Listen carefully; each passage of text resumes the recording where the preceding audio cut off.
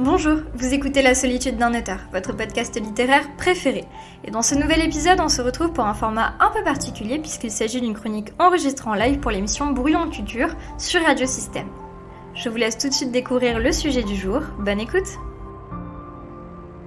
Bonsoir tout le monde, je suis navrée de ne pouvoir animer cette chronique en plateau ce soir, mais je suis en pleine promo de mes 2 romans et je ne pouvais pas rentrer à temps de Paris pour livrer ma pastille du jour.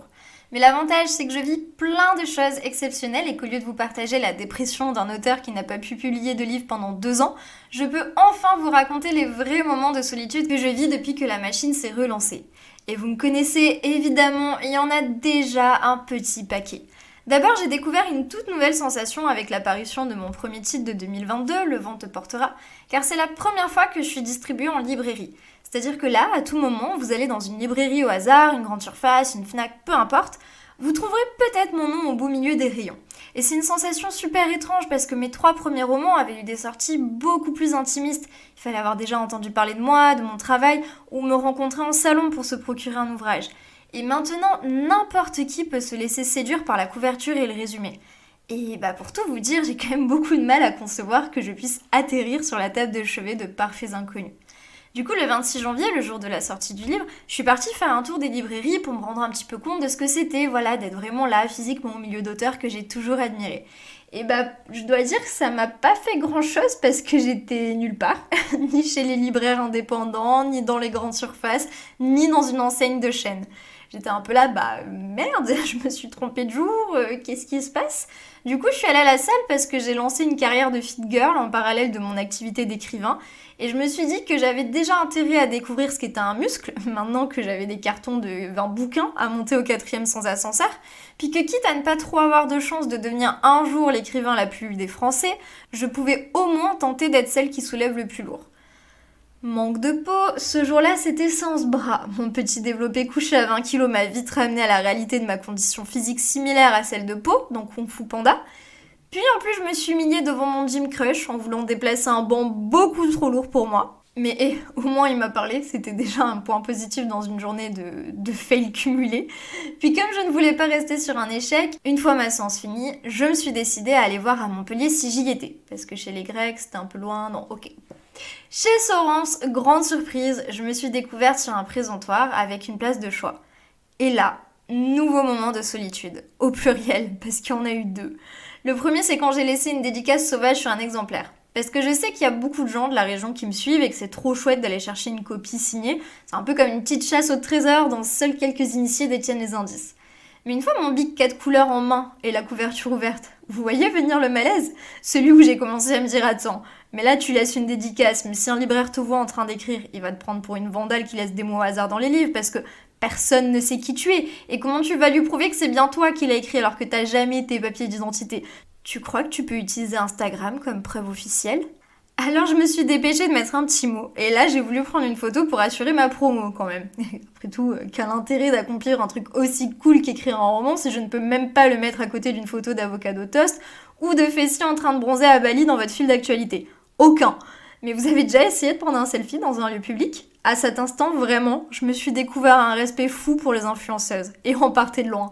Je ne veux plus qu'on dise que Nabila ou Kim Kardashian ont construit un empire sans aucun talent. Parce que vraiment, n'en avoir rien à faire du regard des gens quand tu brandis la caméra frontale de ton téléphone devant toi, c'est une compétence sous-estimée. Surtout quand tu sors de ta séance de sport et que ton faciès ressemble plus à un Picasso qu'à un portrait filtré qui mérite sa place sur les réseaux et qu'il te faut tourner un peu sur toi pour chercher une lumière qui aggrave pas trop ton cas. Et ce sentiment de gêne, ce malaise profond que j'ai éprouvé alors que techniquement je n'aurais dû être que fierté devant cet étal où figurait mon livre, me renvoie à l'ouvrage de sociologie Street Corner Society, écrit par William Food White, qui suit l'organisation sociale d'un quartier d'immigrés italiens à Boston. Et vous allez me dire, Pauline, non, au mieux tu sais dire ciao pizza et spaghetti, qu'est-ce que tu nous racontes ? Il n'y a aucun lien. Eh bien, figurez-vous que dans son étude, White suit un groupe de jeunes à la hiérarchie assez claire et définie. On pourrait calquer ça sur les Peaky Blinders pour que ça vous parle un peu plus. Et il explique que les performances sportives des membres du groupe dépendent de leur position dans le groupe. Férus de bowling et de baseball, les jeunes hommes se défient dans des compétitions régulièrement. Et White s'attarde sur le cas de Frank, qui les dépasse tous d'un point de vue athlétique, qui a joué en semi-pro au baseball, mais qui est dans une position de subordination très marquée dans la bande, notamment parce qu'il dépend financièrement de l'un de ses collègues. Et alors qu'il aurait tout pour battre ses camarades, Frank finit toujours parmi les derniers. Et il explique lui-même qu'il excelle lorsqu'il joue avec des coéquipiers inconnus, mais qu'il est incapable de briller parmi les siens. Pour ce défi entre bandes, les gars du quartier organisent une compétition de bowling et les leaders des groupes font des pronostics sur les résultats de chacun. D'ailleurs, les 5 leaders se mettent d'office dans le top 5 des meilleurs joueurs, même s'ils n'arrivent pas à se mettre d'accord sur la position de chacun dans le classement. Et à la fin de la compétition, celui qui avait été annoncé dernier a bien fini dernier, car même s'il avait bien débuté la partie et promis de les faire mentir, en mode ouais, n'importe quoi, je ferai pas du tout dernier, il a fini par enchaîner les erreurs et se décourager dès le 4e round.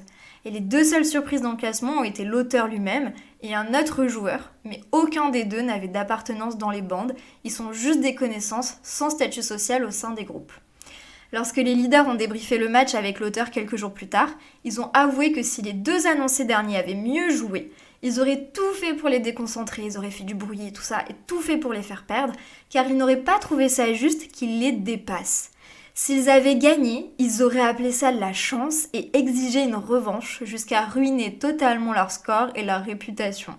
Alors que si l'auteur, lui, avait été en difficulté, parce que là du coup il a plutôt bien joué et était parmi les premiers, il se serait montré sympa avec lui et aurait essayé de l'encourager.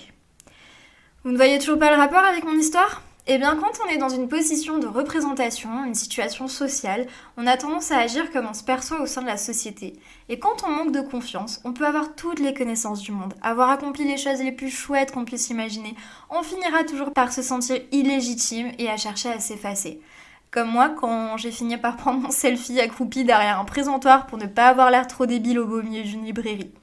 Et si j'avais été dans un endroit super touristique, avec un groupe de croisiéristes suivant un guide avec un parapluie entre 2 photos, je parierais cher que je n'aurais pas hésité une seconde avant de le prendre, ce selfie. J'en aurais peut-être même pris 10 pour en avoir un vraiment joli à poster. Alors je n'en ai sans doute pas fini avec mes moments de solitude, mais une chose est sûre, je vais apprendre à savourer mes réussites et quand mon prochain roman sortira ce jeudi 10 février, j'irai taper la pause sans rougir. Enfin, je vais essayer. Et maintenant que je peux enfin vous avouer tous mes secrets, le livre s'appelle La solitude des grandes villes.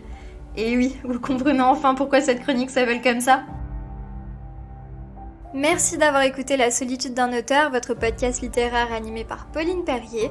Vous pouvez aussi retrouver mes chroniques sur Radiosystème 93.7. N'oubliez pas de laisser un avis sur Apple Podcast ou toute autre plateforme de streaming. Vos retours me sont vraiment précieux pour évoluer et puis ça permet de faire grandir le podcast. Alors n'hésitez pas non plus à partager autour de vous. Et vous pouvez aussi me suivre sur mon site internet paulineperrier.com ou tout simplement sur Instagram où je suis assez active. Pauline Perrier. À très vite.